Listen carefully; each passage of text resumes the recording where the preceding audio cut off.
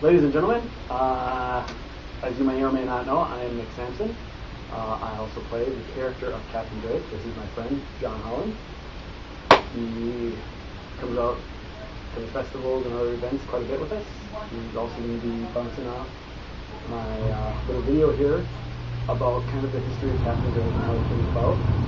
John also has a few times come along and played the cook on Drake's crew as Darren John.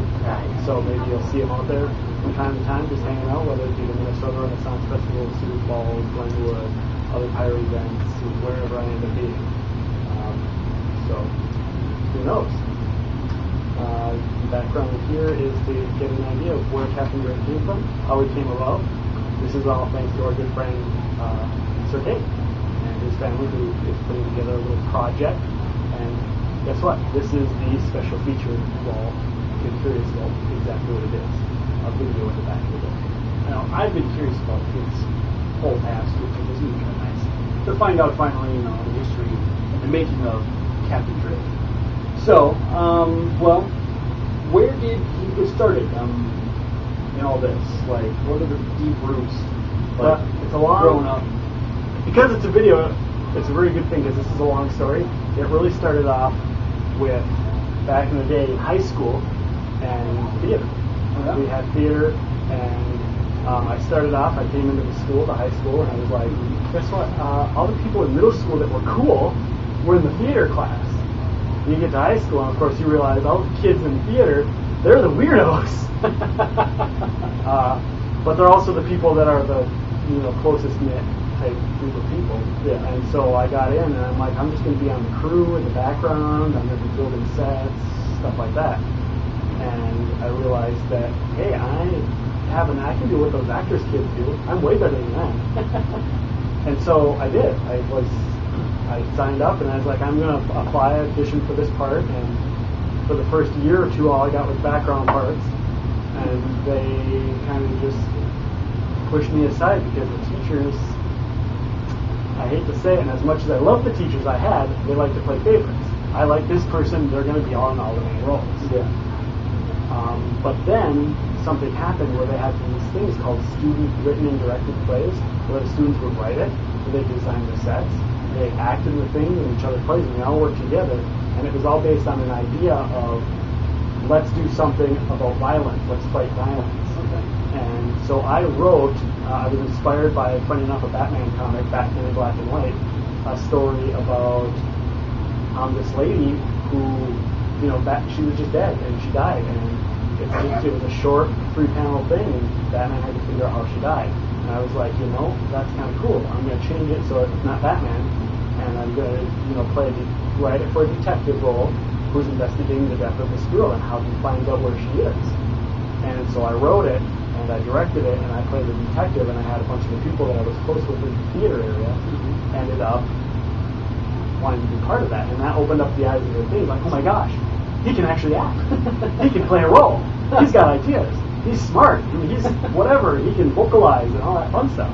And so that's how they started giving me things. And me and a good friend Matt, me and him kind of duked it out over a role for West Side Story. And he was gracious enough to let me have the role of Lieutenant Schrank. Okay. Of Captain Schrank. It was Schrank. I don't know. He was the main cop guy. And it was great. And it was a great experience. And we worked some physical combat with a guy named, I can't remember his name. His name was Max Beaver. And he was a stage combat person for high school. And me and Matt both went on to do community theater. And he did a Shakespearean play, and I ended up doing a Shakespearean play after him, and I ended up doing Hamlet, and I ended up playing Laertes in a community theater up in Duluth there, and that was awesome. I got to the big final fight, and they kind of dumbed down the final fight between Laertes and Hamlet, where they died, but it was still a great, professional acting experience. So that's kind of how, the acting side of me came to be developed. And he sort of burst forth into the charismatic man that he is today. Wow. I don't know about that. The beginnings of it. So from there, we graduated high school, and I moved on and I went to my first little run of college, which really wasn't the best because you're out of high school and all you want to do is stay up late with your friends. And not so much partying, wasn't a partying person, but still staying up late. And so no sleep, no real drive, kid didn't like school. But in school there, I met a group of people in the broadcasting department because I was going for radio broadcasting, which I thought was great because I already worked in the radio, in a studio. Mm-hmm. And so I was like, I already got experience, I might as well get a degree. I want to be a radio DJ. So I signed up for that, and I went to school for that, and I joined the theater department, and a couple of the people that were in the broadcasting thing were working with an organization called Renegade Comedy Theater. I was with an improv theater group. Mm-hmm. And so I did a lot of projects with them. I was never a paid performer for their show, but a lot of their practices and workouts and performances, I worked with them, so I trained. So I actually learned a lot of improv that people don't even realize. Yeah. So, and I probably haven't even told you that in the past. No. This is the first time that I've actually heard this. So yeah, and Giuseppe, Brian, who plays Giuseppe, he is good friends with a guy named Wally. And I don't know Wally's last name, but Brian's good friends with him, and he was also connected to the Renegade Comedy Theater as well. And me and Brian didn't realize till, years later that he was talking about Wally. I was like, you mean Wally? Guy looks like this and this, and he went to school here and this and that. And he's like, yeah, you know Wally? I'm like, I know Wally. So whether Wally remembers me or not is a completely different story because it was years ago. I'm sure he's going to remember you in some form or fashion. You worked with him, right? Yeah. So, but I mean, there were like 12, 13 of us, and that was a rotating thing. So it was throughout the course of whateverness, but it's not like we were both good friends and hang out afterwards or anything. Yeah. So yeah, I met him through the school, and because I was taking those radio broadcasting stuff, that'd be. Radio DJ. Radio DJ, okay. Yes. So now, how long were you in the Renegade Comedy Theater? Or I just worked with them probably for a couple months, probably 6 months. Okay. And we did all the stuff at the Lake Superior College Theater, their little theater area there. Mm-hmm. So it wasn't even at the Renegade. Well, no, I take that back. We actually went to the Renegade Comedy Theater place twice. But since then, I don't know if they closed down or if they moved. I believe they moved to a different location. But they were lots of fun. I'd get a couple free tickets and bring some friends to go see it. So, it wasn't very long, but it was an amazing experience on the improv stuff. And Giuseppe and myself have gone through, I keep calling him Giuseppe Brian. This is out of character. Breaking the fourth wall. We've discussed some of the little games and stuff to do, possibly out at Renfest, in a improv or stage type environment. As some people know, he and I were discussing a stage act, the two of us. Mm-hmm. So yeah. Cool. What did you do after the Renegade Comedy Theater? My car stopped working. I had a nice brand new, not brand new, but I had a nice 1980 Crown. It was lots of fun, and I didn't know anything about cars, so I lost it, and I traded it in for a crappy Ford Tempo. It was falling apart on me, but at any rate, I had that car, and between transitions of not having a car, I couldn't get to school, so I didn't finish school at all, and I jumped in when I did get a new car. Live DJing, since I'd already had experience at the radio.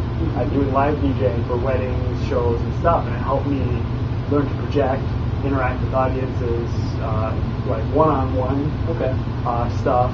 And you have to have a certain aura about you when performing in any fashion. Mm-hmm. And being in front of people in an improv situation is different when you're on stage than when you're out mingling. You've got a portable mic and you're out and you're like, okay, you want to get people out on the dance floor, you want to get people involved, you want to make sure that the audience likes you personally. Mm-hmm. And learning that, there's a bunch of skills to understanding how to get people to like you or not like you. And it's not just about playing the song, not just about which order you play them in, it's about how you get them to interact with you, which will make them happy and enjoy their time there with you. Mm-hmm. So you kind of have to plug into that interaction personally.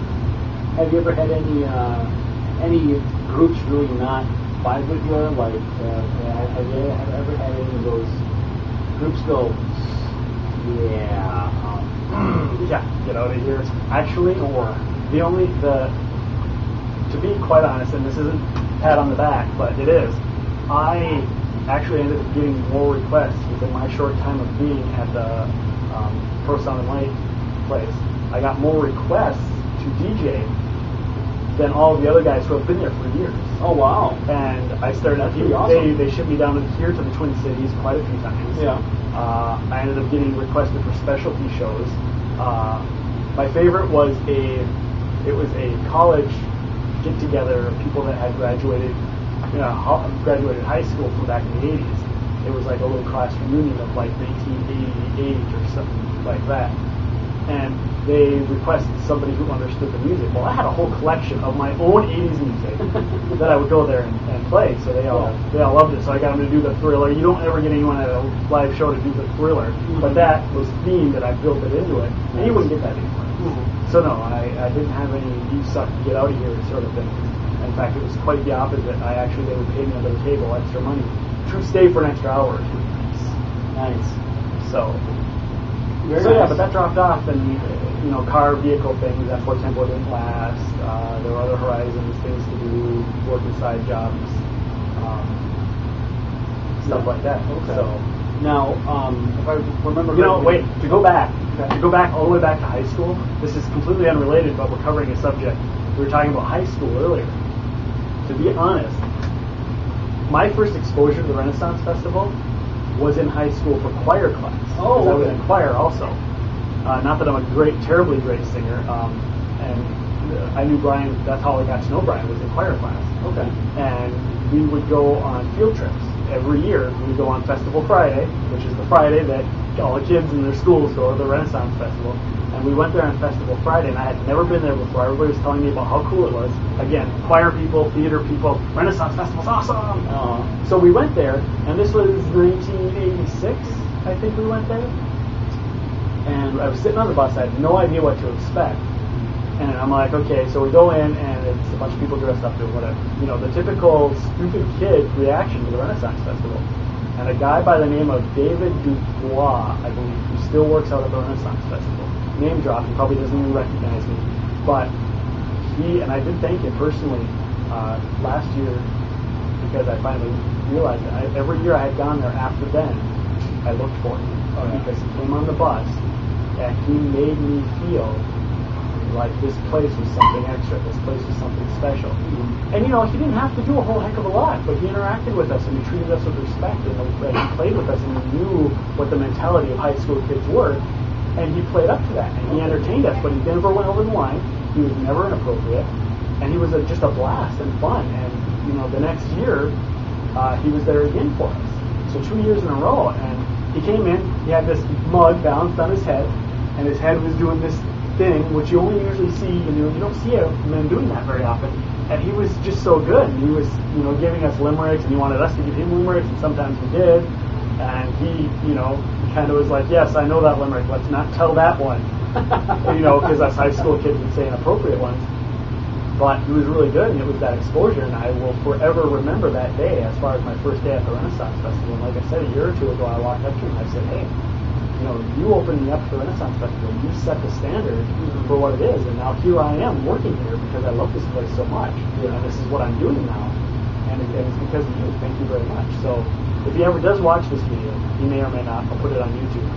But thank you, David, for that little tidbit. Nice. Okay. Now, after doing DJing and things like that, you said that you helped, or that helped to develop your in-crowd persona-ish, sort of help you carry yourself. Now, I know that for a while you did semi-professional wrestling.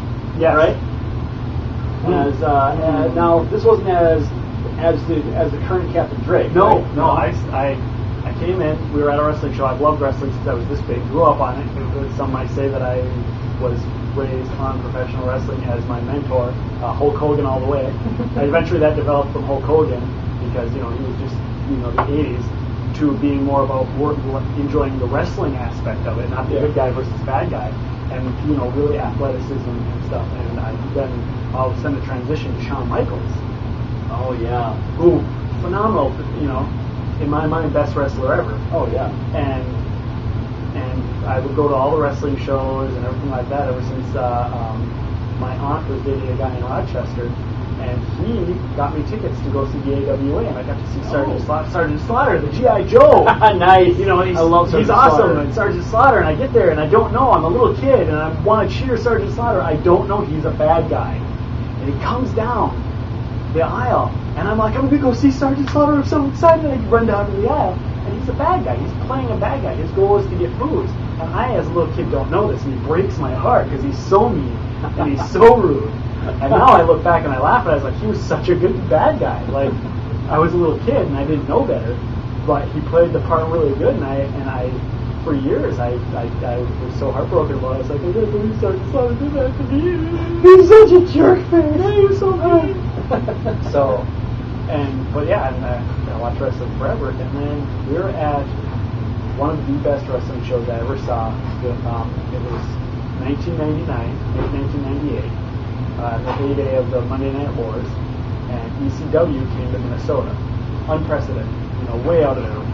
Yeah. And ECW came, and we were watching the shows, and this guy comes up, and he's got a cowboy hat on and a whip, and he's really loud. I'm like, gosh, that guy can project. Holy cow! And he comes up, and he takes his shirt off, and all of us are like, no, put it back on. Bright lights, get a tan. And he knows I'm talking about him. I know when he sees me, he's gonna slap me as hard as he can. But the guy that I'm with goes, well, that's Wild Bill Irwin. He's here in the Twin Cities. And I was like, oh, I've heard of Wild Bill Irwin. He was on the radio show, right after I got off. He was on the radio show program there doing an interview about wrestling and training kids and whatever. And my buddy's like, well, he trains. You shouldn't make fun of him because he could be the guy training you. And I'm like, who would want to be trained by this guy? And sure enough, my goal was move to Texas and join Shawn Michaels Wrestling Academy. I was saving up money to do that. Yeah. And my grandma lives down there, and I was like, I'm going to go down there. I'm going to live at my grandma's place. I'm going to join Shawn Michaels Wrestling Academy, and I'm going to become a WWF superstar. WWE superstar. Old school. And my mom's like, I couldn't afford. My mom's like, well, there's an ad in a newspaper for a guy training for wrestling. I was like, well, what could go wrong? And then I saw it, and I signed up, and I went there. Me and my friend Dan, he drove me down there, and I went in there for a 2-hour free seminar, and I got beat up, but I couldn't get enough of it. And so we learned wrestling, but in between all of that, we had to learn how to do promos, on-air promos, which I lucked out because while I was quicker verbally and I have better vocal skills from radio DJing and stuff, there was still something that was missing on the interview side. On what are you going to come up with? What are you going to say? He said this about you. Here's your scenario. Here's whatever it is. We would do things like, you're being hired to do a promo for Wild Bucks barbecue sauce or whatever. Cut your wrestling promo on the barbecue sauce. Okay. And so there was that, but there was one thing that you don't really learn from practice until you get in front of an audience is how to get them to like you or to not like you, other than the actual in-ring, cheap shots and how to build a match and tell a story. But there's still the actual you interacting with the crowd and the good guy or bad guy. If you're the good guy, the bad guy interacting with the crowd to build who the good guy and the bad guy is. Yeah. You have to develop that. And that's a whole other ball of wax to learn. In a crowd, obviously in television, it's way different because on television they tell you who the good guy and the bad guy. Yeah. Very rarely can you need. If you can turn off the audience volume and you can turn off the announcers telling you who the good guy and the bad guy are, and you can just listen to the wrestlers and listen to their interactions with the audience, and you can tell who the good guy and the bad guy are. That's art. Yeah. Sort of like anyone who watches it now, Damien Sandow, the savior of the masses. I am the intellectual savior. Silence! Yeah. He's rude, he interrupts, he insults the crowd, and some of that's cheap. It's right here in this stupid slum hole of Minneapolis of whatever, you make up insults for the city, and that automatically makes you the bad guy. Yeah. But to come out, to have your music play and select your music, it's like you're a good guy, I'm a bad guy. Mm-hmm. You come out, if you come out first, your music, better be upbeat, better be fast-paced, better be, rock and roll, or something that the audience likes. I mean, if you're in Tennessee, maybe a really hopping country song, whatever it is. If I'm the bad guy, it should be something that's not so hopping, not so good. Maybe it's even something the fans hate with a passion. Maybe if you're in Tennessee, you want to have for your music when you're in Tennessee, because they will automatically hate you. And if you come out and you're like high-fiving fans, yeah, let's rock and roll, let's get going, that's one thing. But if you come out and you're like,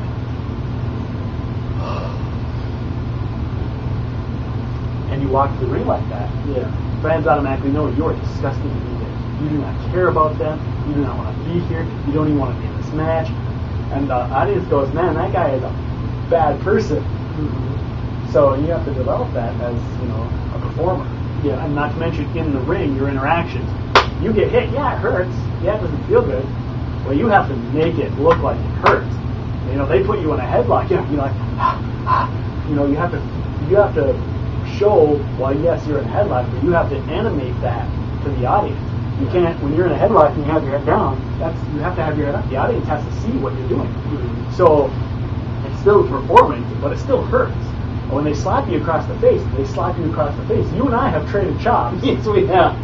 Me and one of my favorite guys I worked with, superstar Steve Stardom, we would trade chops until the other guys we were bleeding. Mm-hmm. And we'd get afterwards, he got you there, and it was to us it was kind of fun. It was stupid, but it sold to the audience, so they knew it. Well, it would hurt, but it wouldn't leave any permanent damage. And really, exactly. I mean, it's like when you were a little kid. At least when I was a little kid, we would have lick and whip them back and forth. bloody knuckles, stupid stuff like that. It doesn't hurt, doesn't relieve, but it's still something that to the audience, you hear that big, you're just like, oh! The audience can feel it. The best thing. So the best advice, Bill, Wild Bill Irwin. Love you, man. The best thing about Wild Bill Irwin is he told us it wasn't about, don't come up with your character first. Learn to wrestle first. The character will come afterwards. And I had an idea of a character. Yeah. Some sort of, pseudo-gothy guy that's, fired up and, kind of dark. Kind of like a Crow. I was very infatuated with the Crow back then. I still love the movie. But also like the high-flying characters of the Hardy Boys and stuff like that. Yeah. And so, I wore like a fishnet shirt and whatever, and the guy that I started off with, tagging with, his name is Wes. He played a character named Havoc, so he had like a black singlet and these black glasses. We called ourselves the Wild Breed. And it was kind of an homage to Bill, but it was also like, because he's Wild Bill Irwin, so we were the Wild Breed, but we were like, it was more of a dark, animalistic feel. Yeah. And I took the name the Dark Wolf.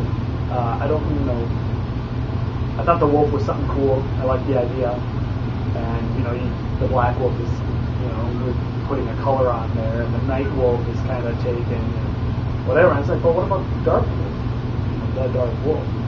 And so eventually that developed into this character who kind of, the idea was to represent like the feelings of all the people in the world who had been let down, more or less. Yeah. And it worked. A lot of people like me. I didn't have to be a good wrestler or good at what I did in the ring to get people to cheer me. Yeah. Video to prove it.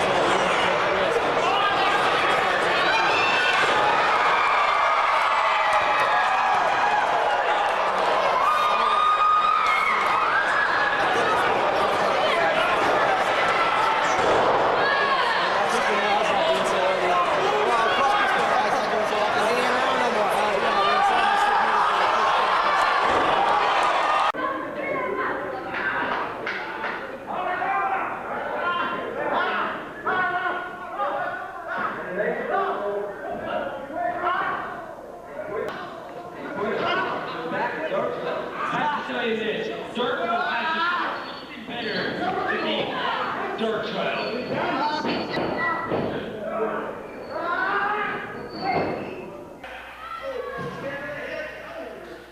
Hit him again! Hit him again! Yeah! Go, Kim, man! Yeah!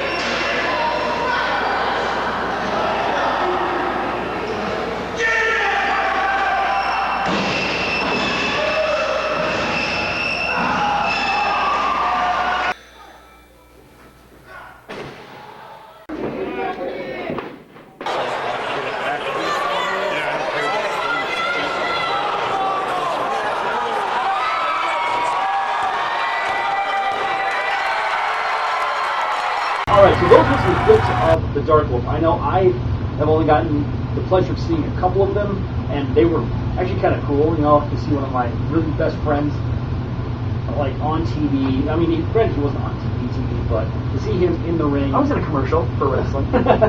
Thank you very much. You know, to see him with the high-flying action, actually taking those hits, doing those backflips, it was really cool, and I hope you really enjoyed that. I know that I did. Sorry they're not full matches. We're just going to, have a few clips there, but it's good enough to get an idea of the Dark Wolf and what he looked like and what he did, and obviously I have different outfits and whatnot. Yeah. What happened later, as that progressed, is that a guy by the name of Dave Sabick, who runs Heavy on Wrestling, amazing company, best thing that could have happened as far as wrestling career goes, as far as wrestling in Minnesota goes. At the time, he was a guy that came to build, to train.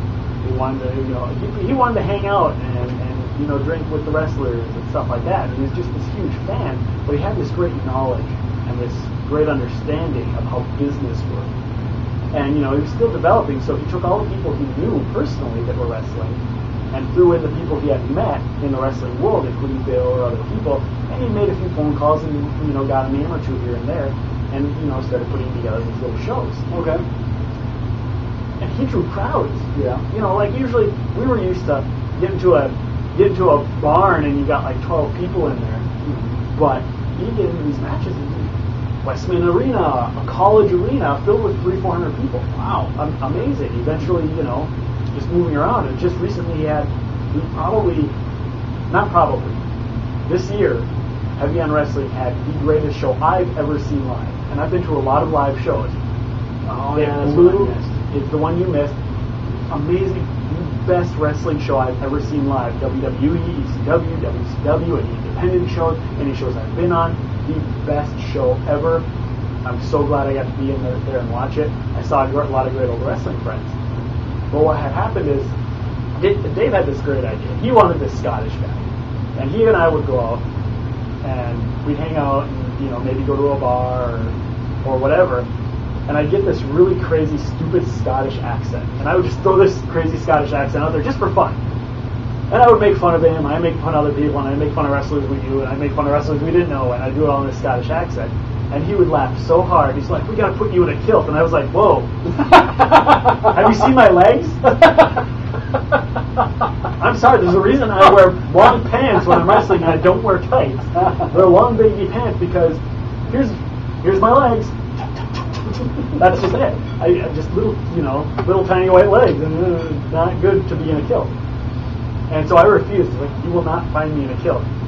Well, what I really realized is he just wanted this outlandish, crazy character that stood out from the modern "I'm a wrestler" characters out there. He wanted a classic '80s crazy character. He wanted to call me the Mad Scot or the Angry Scotsman. Okay.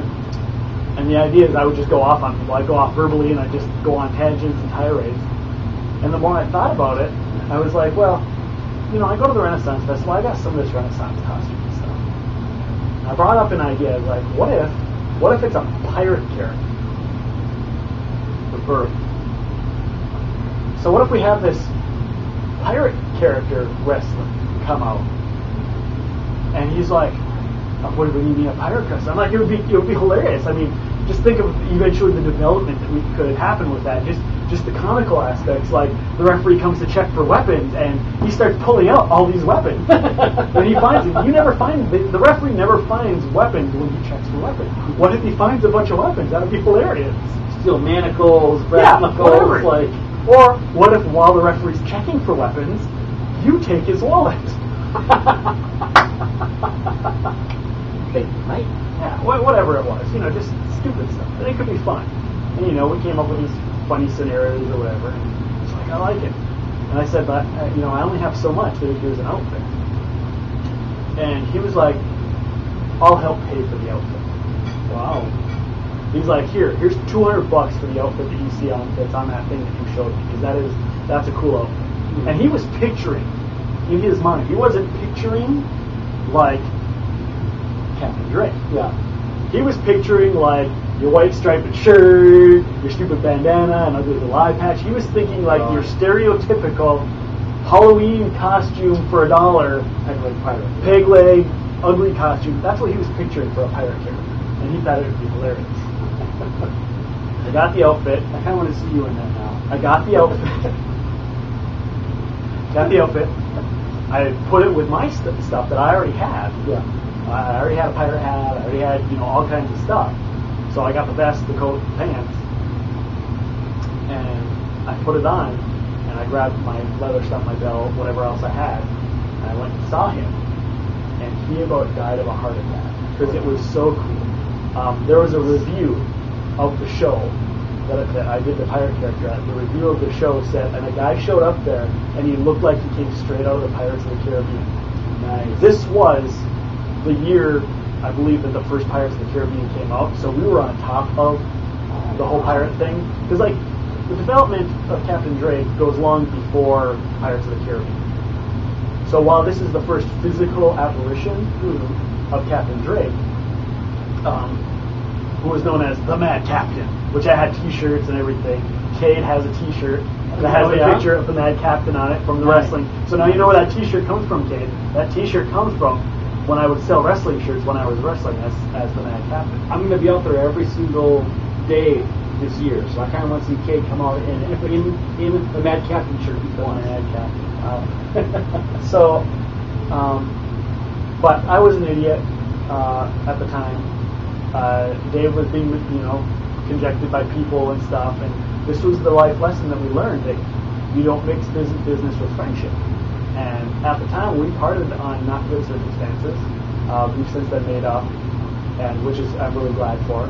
And bygones are bygones, and he knows you don't mix friendship with whatever. So I know now. I mean, I would more than gladly help him out on shows. I don't want to wrestle for him. I don't want to wrestle on that kind of scope. Maybe I'll do another show. Maybe Captain Drake will come back to a ring sometime, somewhere. It probably won't be on a big scale. It'll probably be in a barn with 12 people. But it's still a possibility. But I probably won't, I mean, I would love, if you need somebody to announce on a video thing, if you need somebody, whatever he needs from me, he's got it. So that's shout out for you, Dave. You need my help. I'm there for you. So, but yeah, Captain Drake goes long before. Captain Drake actually goes back to high school. Yeah. His first incarnation, truly and in reality, comes from roleplay. Oh yeah, Like- because we're avid role players, and So those of you that don't know, there's things out there called Dungeons and Dragons, Star Wars, Deadlands, whatever, and they're role-playing games. They're tabletop games where you have stacks and you roll dice.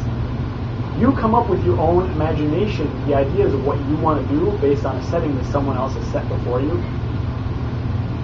And you get to roll the dice, when I want to climb that building, well, you get to roll the dice, and based on the numbers on your thing, it depends on whether or not you succeed at whatever you're doing. And there's a lot of imagination that goes into it, a lot of creativity, a lot of improv, and a lot of quick thinking on your feet.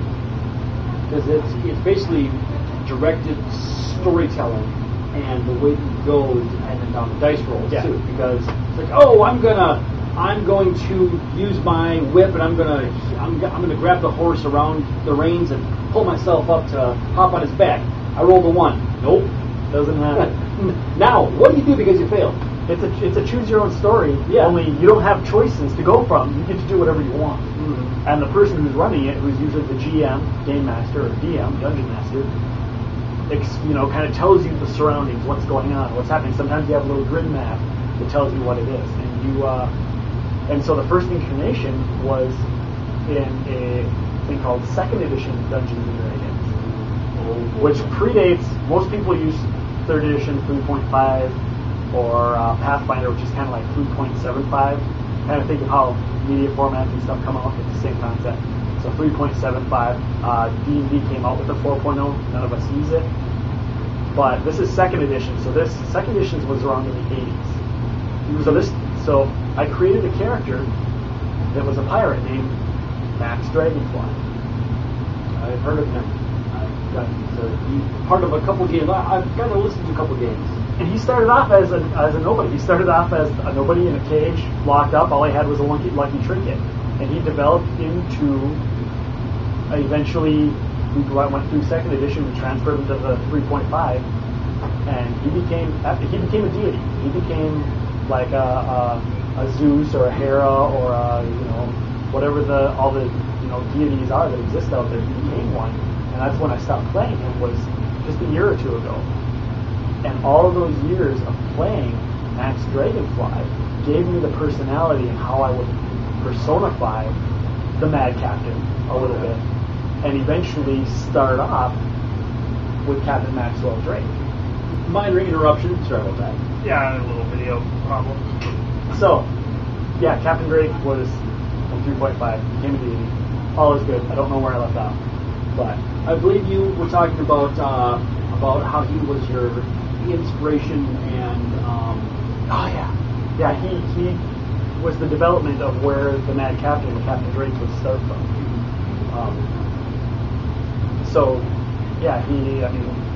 The idea being that he's very confident and whatnot. The confidence thing comes from.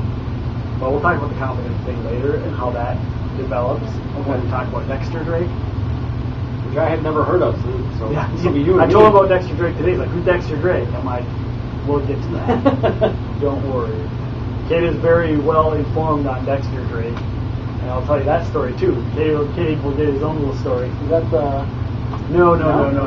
We'll get into that. Okay. Well, now, so the Mad Captain became Captain Drake. Was it always the Mad Captain out in the ring, and then after you were done with wrestling, it became Captain Drake?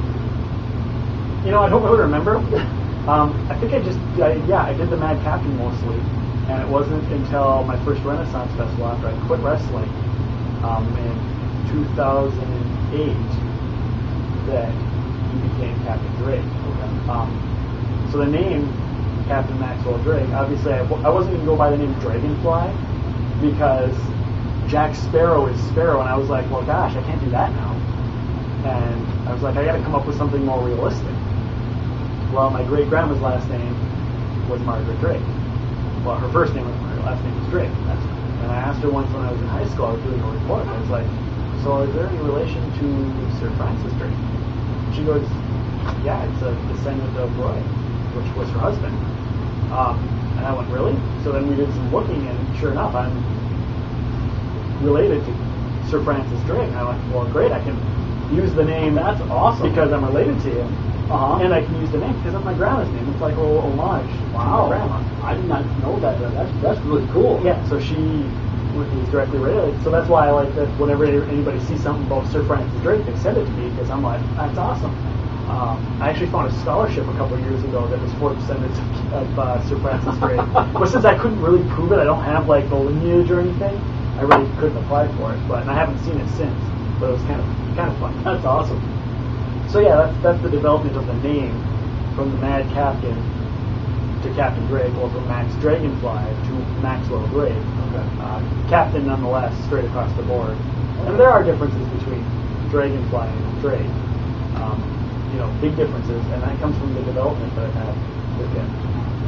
So, like, we'll talk about the first Renaissance Festival. I wanted to sign up. I saw there were auditions. I didn't get to auditions in 2008 for the Minnesota Renaissance Festival.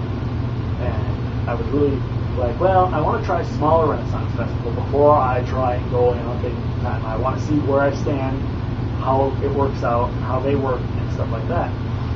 And I signed up for a little Renaissance Festival up in Duluth, because I live down here, but I signed up for one up in Duluth called the Twig Renaissance Festival. Oh, yeah. And they wanted me to go and have a meeting with them here in the Twin Cities with their little get-together and the rest of their entertainment crew. And I went there, and I sat down, and they pretty much accepted me on the spot. I wasn't in costume, nothing. I think I was actually wearing this shirt, so I went there, and it was really warm. And I went in there, and I hung out, and I talked, and I bounced my ideas off them.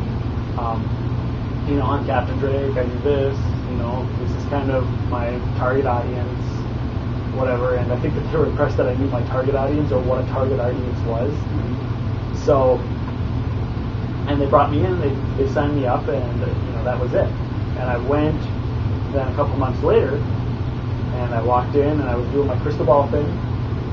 And for the first time, I had just learned how to do it. Okay. And I was doing that there, and I was playing a pirate, and I was kind of trying to feed off of whatever, and I felt kind of by myself. Mm-hmm. While I had met some of the people at those meetings, I felt alone, like I was like, I'm on my own for this. But I was out to have fun, so no matter what, I was just going to do whatever. And there was a time where all these people who were the people that had been doing the Renaissance thing forever, they were interacting with people. And I don't remember what it was, but it was a couple. And we were talking with the couple, and the idea was they were having a contest to see who could woo more ladies than the others. And so we had these little trinkets that they could, vote on who wooed them. And it was one other gentleman, a friend of ours named Matthew Larson, and me, and we were all competing. And Matthew wasn't here for this particular incident, but some person was there. And I was wooing her, and I was down on my knees, and her boyfriend shows up. And he immediately backs up, because he's like, I don't want any part of this. I really don't. Let's let him get in trouble and see what he does. Yeah. And he comes up, he's like, what's going on? I was like, well, there's a wooing competition. And the idea is to get little tokens, and I told him the whole story. Little tokens are the thing, you can vote. So I'm trying to woo her to get her to vote for me. And he's like, well, why are you wooing her? Why aren't you wooing other people? And so I took his hand, and I dipped it on my knee. I sat down on my knee, and I sat him in my lap. First day at the Renaissance Festival, my first day, and I wooed the gentleman instead. And all the other people that were performers there, who had been there forever, had been teasing me because I'm a rookie, they all went, they approached me afterwards like, yeah, you're going to fit in just fine, you're going to be welcome, whatever. That's fantastic. At the end of the first day, there was that. There were tons of other things, interactions. And at the end of the first day, I had most of the entertainment that was at the Twig Renaissance Festival said, how come you're not at Minnesota? And I went, because I didn't make the time for the auditions, and I wanted to try it out here first, so I'll probably I want to do it, this is a lot of fun, and I think I'll have a blast doing it. And, and I'm a performer, and I am a professional. Yeah. But this is just my first time doing this kind of professional acting. And they went, well, we'll see what we can do. And I was like, okay. And I didn't expect anything to come of it. Yeah.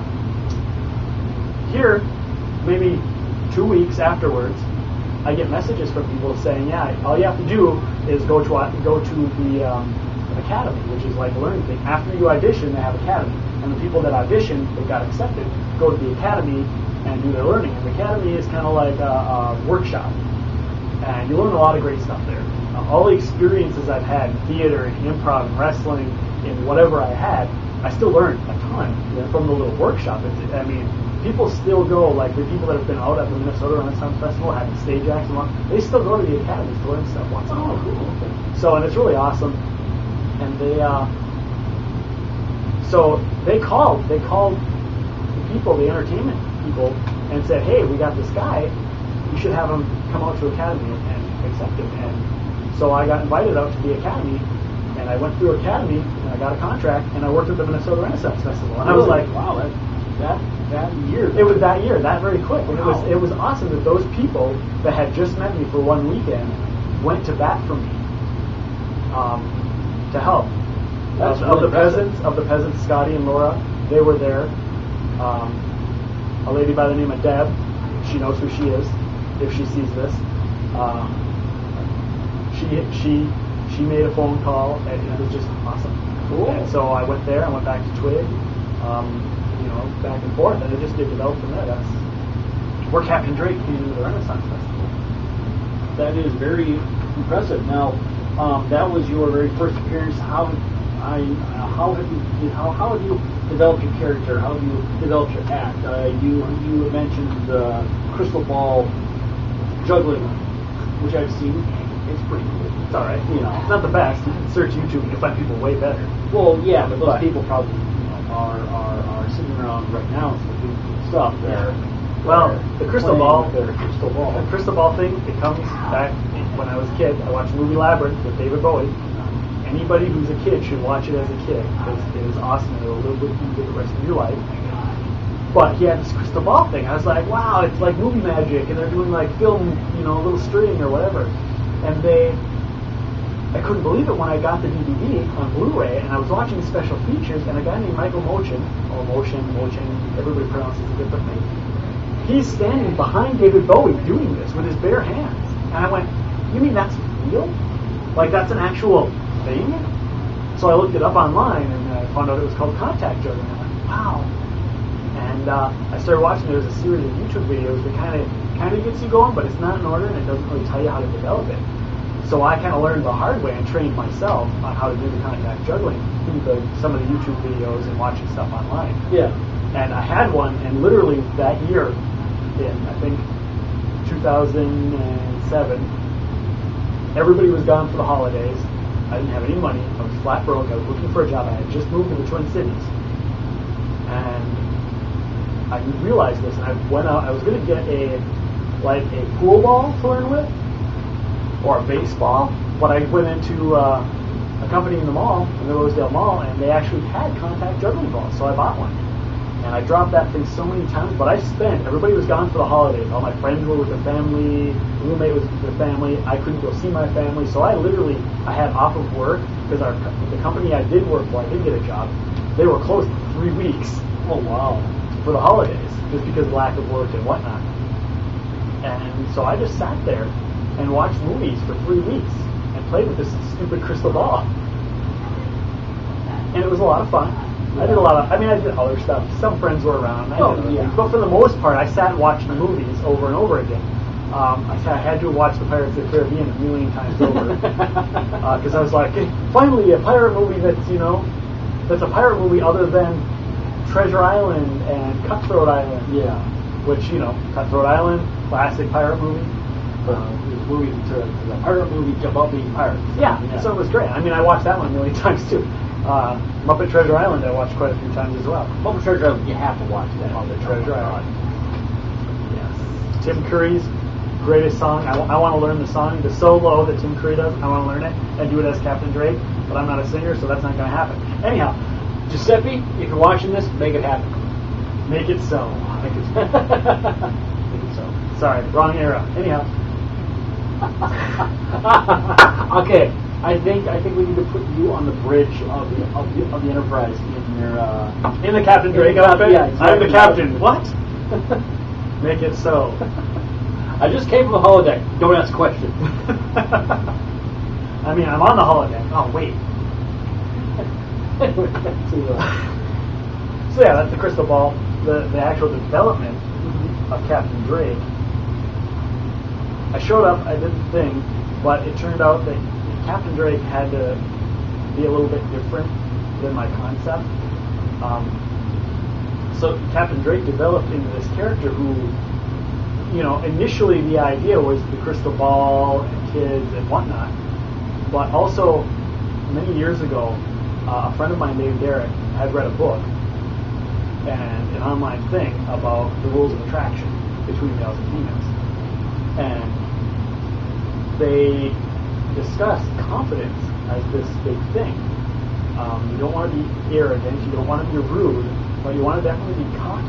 Well, not cocky. You definitely want to be like self-assured and confident, but you want to be funny as well. I was like, well, I can be funny, and I'm pretty sure of myself, but I don't project I'm sure of myself. I'm just kind of like, whatever it is. And I looked at former relationships that I had, and I realized that those relationships I had because I didn't have any barriers telling me that I couldn't, I couldn't be hidden away. I could, say funny things or do whatever. You could be yourself. I could be myself and not worry about it. And that was being myself was what was attractive, and not being afraid to be myself, because confidence is so key at it. If you make eye contact, you're sure of yourself.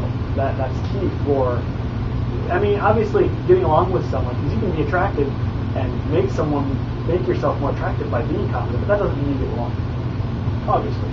And so that went into Captain Drake. Totally. I had to build, he knows he is better than everyone else. Yeah. He knows he can outwit everybody else. He knows, regardless of whether it's true or not, as long as he believes in that. Yeah. And I try to do it. And I apologize to the sheriff's men, because sometimes I overstep my bounds just a little bit. There's a fantastic picture of him getting arrested, or I love being arrested, or like his hands behind his back. No, it's a dagger to his throat.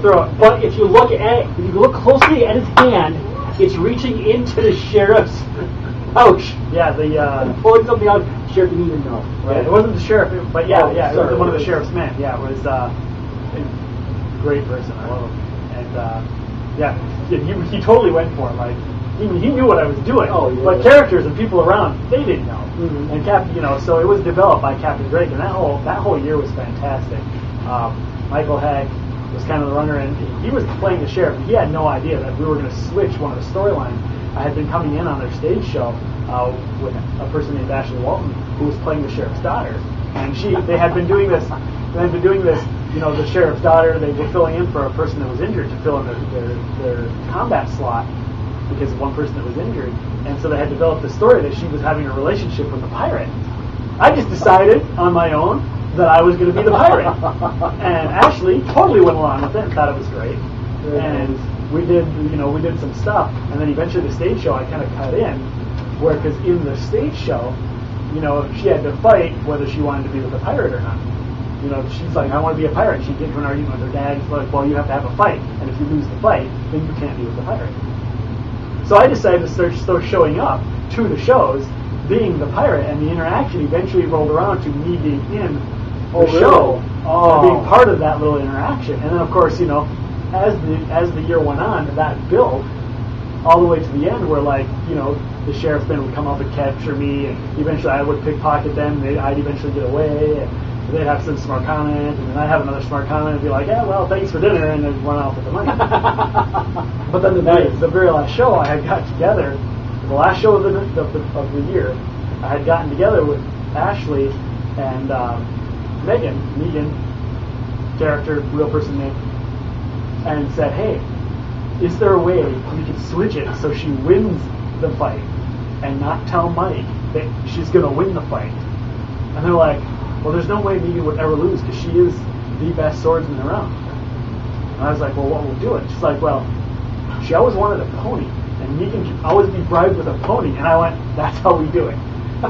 in a physical struggle, and this was her idea, not mine, but she said in the physical struggle, you yell out, Negan, I'll give you a pony, and I'll give up. And I went, deal. So during the struggle, in the background, I tell the guys that are coming to handcuff me or put their knives to me, I was like, here, I've got money, let me pay you off in public and just watch. And they're like, why, what's going on? I'm like, just watch. It's like, is Mike going to be angry about it? I'm like, yes. They're like, we're for it. So I give them money, and they kind of back off me, and people see that I give them money. And then they're doing their fight, and they back down. It's like, and Ashley goes, Dre, I'm losing. I'm like, Negan, I'll give you a pony. She's like, drops her weapon, I forfeit. And there's a video of it on YouTube, and it's really hilarious. And Ashley runs, and it was so epic because I had no idea what it was. She ran and jumped off stage like this, and my only thing I could do is go catch. But we had to get out of there in time, and I couldn't catch her, have this moment, and run off. So I just held her and ran off. And it looked so fantastic. It's like a leap, a catch, and run, and got away. And the sheriff, he stood up, and he was like, because he had, out of character, real life, he had no idea what just happened. That's fantastic. And it was lots of fun. And that's kind of how things developed from the very beginning of just in the street, like, I'm a pirate, and I'm the pirate that she's talking about, and then eventually showing up, and the first thing is like, you cannot date a pirate. She's like, oh, hi, honey, and I'm like, hi, and I'd have a flower, and she'd run to me, and I'd hand her a flower or whatever, and they'd drag her off, and and it would develop to eventually where the sheriff would be like, you cannot do it, and we'd have an interaction with me and the sheriff, and in the audience, and there were audience members there, and one day Giuseppe came with, and he sat there, and he filled in, and it's kind of like, doing cross-day, and we came up with little things every day. And I think, personally, that people came to see the development of that story, repeat, people with like year-long passes and stuff, came to see the development of that storyline as the year progressed until the very end. So it was a lot of fun. That's really cool. So now, has that led you into either writing any other skits or? Like I said, I had mentioned earlier that Giuseppe and I are working on a stage show. How much that comes into fruition or not. We did a little test of some of our little stuff at Sioux Falls at the Siouxland Renaissance Festival. They have an adult show, and so we did some interaction stuff there that was kind of fun. I wrote for Twig. I wrote a pirate takeover. We had an event written where we took over the town, and we raised the flag at the main gate, and the sheriff was supposed to show up, and we were supposed to have this interaction. It was a hilarious written performance, and but the person was like a local police officer who was playing the sheriff, and he wasn't really the actor type. He wasn't the outgoing extrovert type. He was, and he looked the part. He looked like Sam Elliott. Okay. He looked like Sam Elliott, so he had that intimidating cowboy look in the Renaissance. And he looked good, and he would play the part great, but he never showed up on time. So we were at the gate, we gave our cue, and he never showed up for 20 minutes, and we had to stall. And the crowd we had gathered, eventually, they were waiting for what was ever to come, and it never came. And I was surprised we held them on for 20 minutes. Wow. Until they finally dissipated. And then after everybody dissipated, the royalty came first, and we made a negotiation, and then the sheriff came up, and it was lame. But that story that I had written was built off of something that happened impromptu the year before, where we kind of took over, and he showed up, and they had a reenactment, a Scottish reenactment military group. Yeah. He brought the Scottish military reenactment group to come and get us, and then he arrested us. And so that was built into the script that I had written, and it was fabulous. So yeah, I've written a few things for Captain Drake and Giuseppe, and we, a couple little skits here and there, and some stories. I had some individual stuff I had worked on. Never really came to fruition. I wanted to use it, but just never got around to it. Used a lot of the street bits, a lot of stuff I wrote. I split up into little street projects. Okay. Out of the street, so. All right. So yeah. Okay. Well, hopefully we'll get to see your performance with Giuseppe there soon. There are still things in the work for this year. I don't know what's going to happen, but there are things being discussed as far as pirates go. So I'll leave it at that. Whether it happens or not, who knows? People probably won't even see this until during and or after the Renaissance season. So we'll know. Okay, cool. Well, we look forward to it. Now, you mentioned Dexter Drake. Who is Dexter Drake? What? Because I know that for the Day of Wrong you have this funny thing that you do, right? That was 2 years ago, Yeah. and that wasn't actually the Day of Wrong. That was just I did that for the Italian weekend. Okay. Because it was the mask, and I joined the mask Oh, competition. gotcha. Dexter Okay. Drake, I did for the day of. I had this idea. I had this concept after year 1 or 2, because I get back to the rules of attraction. Captain Drake is very confident, and I wasn't sure. Maybe because not to pat myself on the shoulder, because I'm not, but I'm still confident enough to say I know that I can be attractive personally in real life, and Captain Drake is way more attractive. And like, look on the Facebook pictures. Look at what people submit. The majority. Look at my on Facebook. They have a little. You can see who you follow. 75% of the people that follow Captain Drake are female. It's and I'm not complaining by any stretch of the imagination. Yeah. But I mean, I have a target audience of women and children, obviously, kids, and I also have males your age that are entertained, and elderly men. Apparently, I have more elderly men than I have elderly women. Apparently, but it goes back to the old guys being like, yeah, I like him. Reminds me of me at his age, Very well could be. So Dexter was this, and it wasn't even Dexter Drake originally. Originally, it was an idea of what if I play a character that is the exact opposite of Captain Drake. Oh, really? I have no self-confidence. I'm afraid of girls. I'm afraid to talk to girls. I don't, I can't socialize. I can't speak properly. I can't maintain eye contact. Fidgeting, fidgeting and touching things and stuff like that. Yeah. Getting away and being afraid and no confidence whatsoever. Basically, the exact opposite of Captain Drake. Okay. And I wanted to see if people reacted differently to him. But the more I thought of it, the more I realized, well, in order to get an interaction, you have to interact. And if you're playing a character that doesn't interact, you can't interact, and you can't get the reaction. So it's kind of like this, it doesn't work sort of thing. I'm like, but it would be a fun idea to test and try. And Sort of I thought, start off the interaction and then sort of like, so the idea was originally is to spend half the day as Captain Drake and spend half the day as his little brother, Dexter Drake, and have them looking for each other and see the same people over to see if A, they knew that they were the same person, performer, or B, to realize if they were actually if they actually believed it was a separate character or a separate person, just based on the atmosphere portrayed by the character, the energy given off. So the idea was, that, but I didn't have an outfit. I couldn't wear any of Captain Drake's clothes, because it's Captain Drake. So I had to get a completely different outfit. And I didn't even have a hat. I'll probably get beat for not wearing a hat. But I've got a hat, or I want to get a hat. Pull that picture down.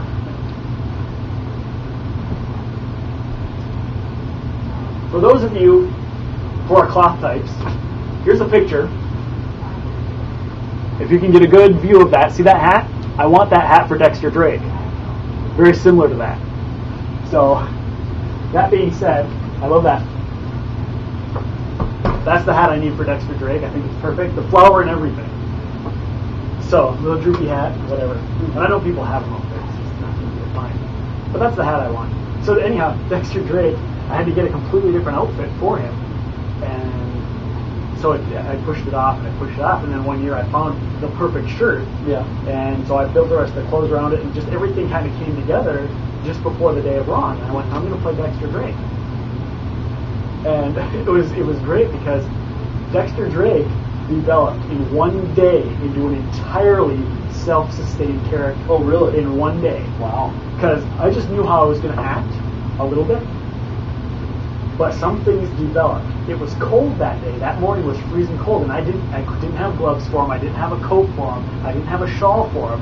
He's a poor fisherman's bunger who lives in a hut paid for by his brother to keep him alive, to sustain, because, as much as Captain Drake doesn't like Dexter because Dexter's a little weenie, it's still his little brother. He's still got to take care of him. Yeah. Because Captain Drake, being a pirate or not, is still a good person and still loves his brother and still wants to take care of him.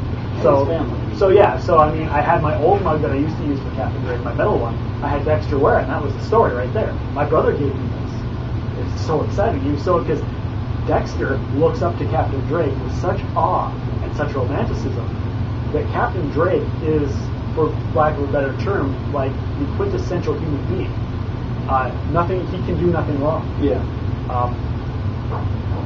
And that was not more portrayed than when he was talking, because Captain Drake talks himself up.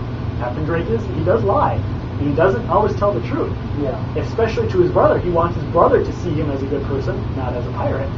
So of course he's going to say, I'm a privateer, because he is a privateer. But me and the king are like this. Well, Dexter believes it. Dexter honestly believes that his brother, Captain Drake, and the king are best friends. And that was, it was bad because I didn't want to have the interaction with the king. But Cade brought the king over to introduce him, and so I had to play the role of Dexter, and I wasn't going to break character because that's just the way I am. I wasn't going to break character, and so I was shy. I was awestruck because the king, in Renaissance terms, the king is celebrity. Yeah, the king is Johnny Depp. Mm-hmm. The king is the biggest, most supernatural force on the planet Earth. Mm-hmm. There is God, and then there is the king. So here I am, lowly fishmonger, who is getting introduced personally to the king. Mm-hmm. The idea is he freaks out, and it's like, oh my gosh, my brother's too famous, and my brother loves you, and he says you guys are like this, and the king, well, we're not like this. But the king was very straightforward. Yeah. And so, and I had to play it, because if that happened, and somebody tells Dexter that his brother's a liar, he's not going to want to believe it. And the more it gets pushed, and the more, you still can't deny the king, because he's the king. So, sadly, it's going to break his heart. Yeah. And I have to play the fact that now Dexter's getting his heart broken by the king. I couldn't just let it fly. I couldn't just be like, oh, whatever. And luckily, there were only people there that I knew personally to do this interaction. So I had to play it. So I had to cry. I had to have live tears and everything, and I did. Wow.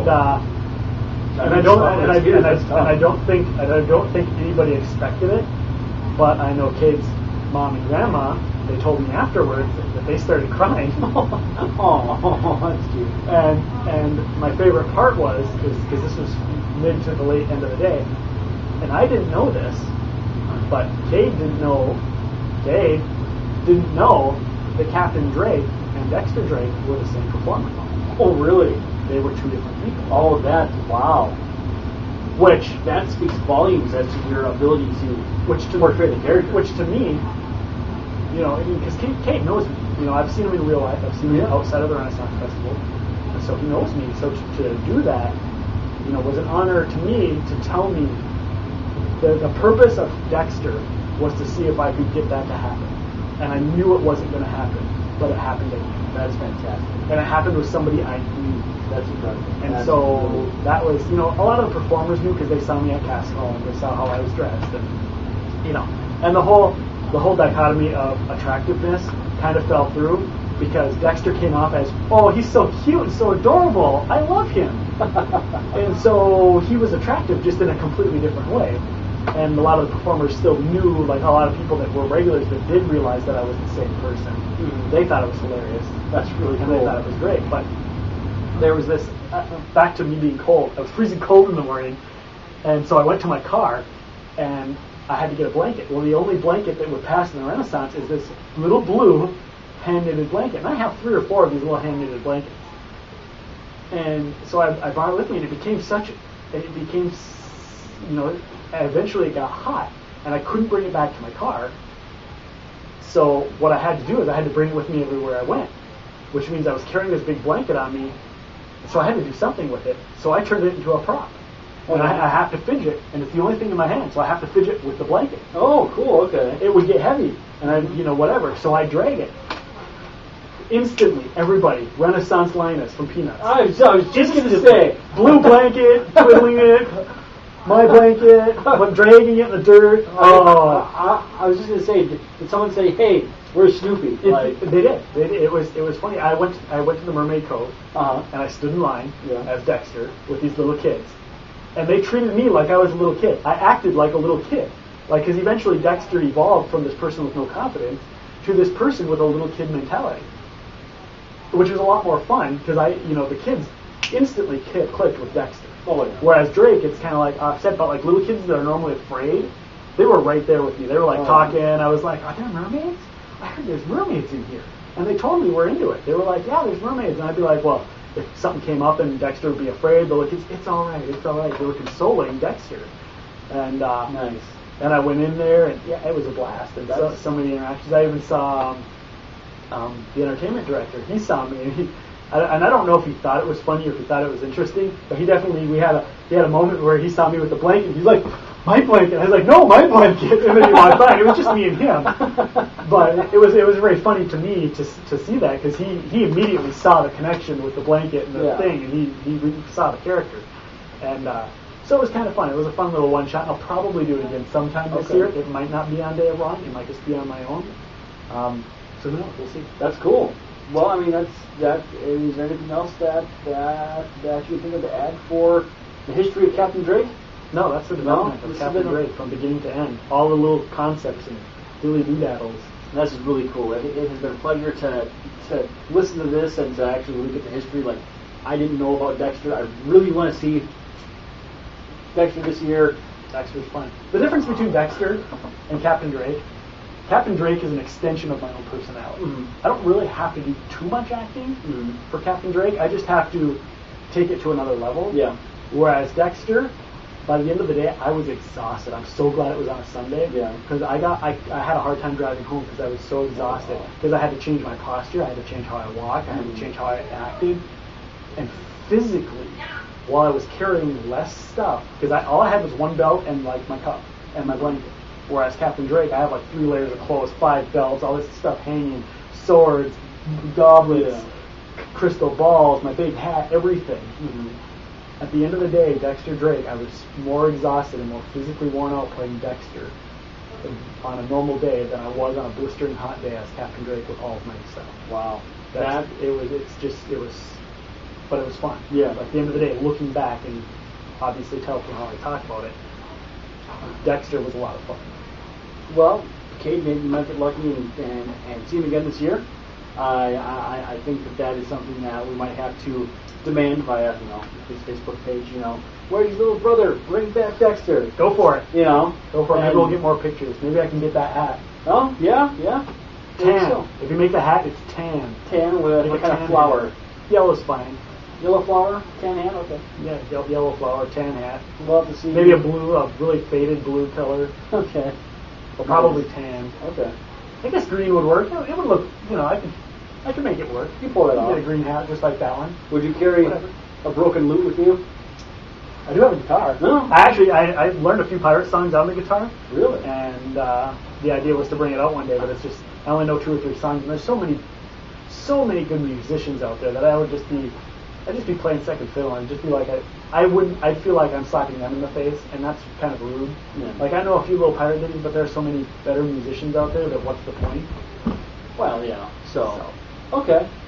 Well, I guess if that's everything. That's everything. All right. Well, then we should wrap it up, and it was a pleasure to. Thank you. No, it was a pleasure. Thank you, sir. Adventure. Thank you. Thank you. Thank you. No, thank you. Oh God! Sorry, just kidding. Anyhow, anyway, Cade, hope you enjoy, and And everybody else, the 30, 40, 50 some odd people that are going to see this video via their little pamphlets and the little disc in the back. Gosh, I have to make like all those discs now. And edit this. So. Oh, okay. Thank you. Have a good one. Take care. Enjoy. Good night.